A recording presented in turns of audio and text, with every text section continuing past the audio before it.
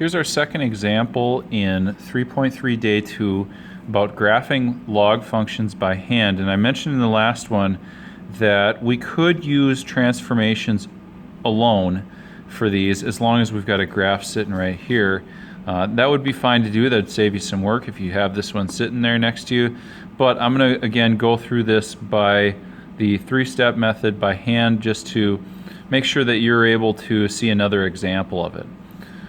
We're going to graph this equation by hand, and there are going to be a number of different things that happen here. I want you to keep in mind that we'll talk about transformations at the end, but for now we're just going to go through those same steps and see what we can find. First, it's going to be negative log of 2 minus x. We want to find the vertical asymptote first. Now it's 2 minus x, so positive 2 would make this quantity 0, which means that I'm going to go over here to positive 2, and I'm going to make my vertical dotted line to indicate the vertical asymptote. And so my vertical asymptote, I'm going to label it right here as x equals 2. And I want you to do the same thing on assignments or on the test. There will be a problem on the test where you actually need to draw that in, label it, that kind of thing. Next up is, well, so I'll just document that right here too. That's step 1, that's vertical asymptote x equals 2. Step 2 is to convert to exponential form. So exponential form of this thing right here, it's not the nicest thing in the world, but we do know that the base is 10.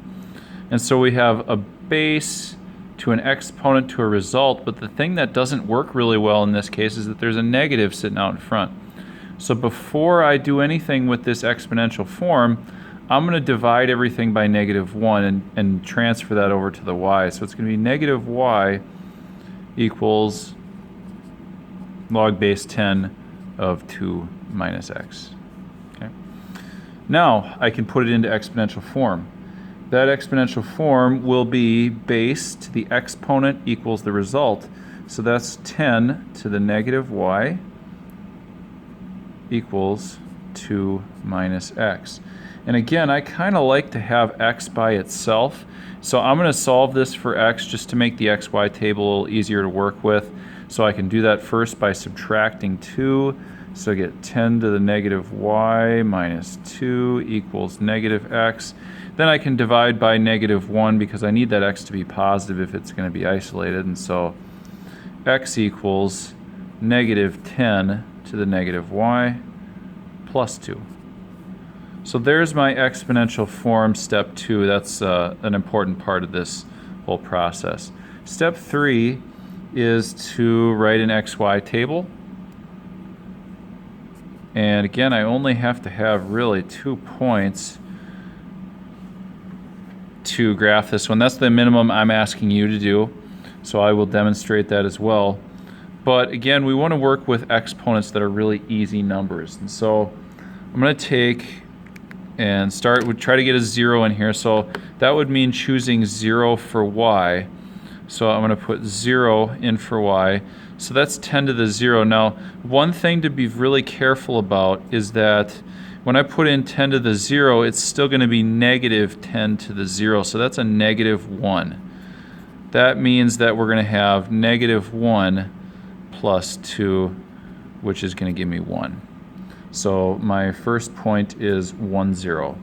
My second point, I will have, I want to make this a positive 1. That'd probably be the easiest thing to work with. So I'm going to plug in 10 to the negative 1, which turns it into a positive. So it's 10 to the positive 1 plus 2.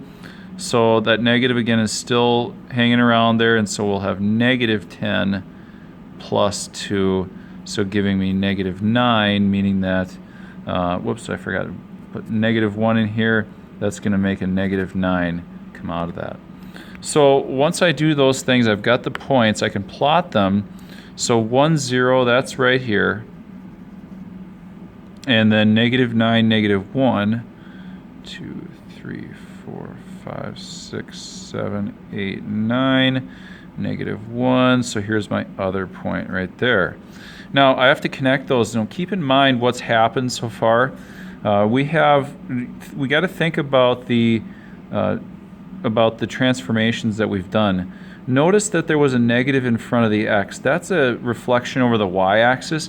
So normally we have the graph over here. That's going to flip it over this way instead if we're thinking about the original graph.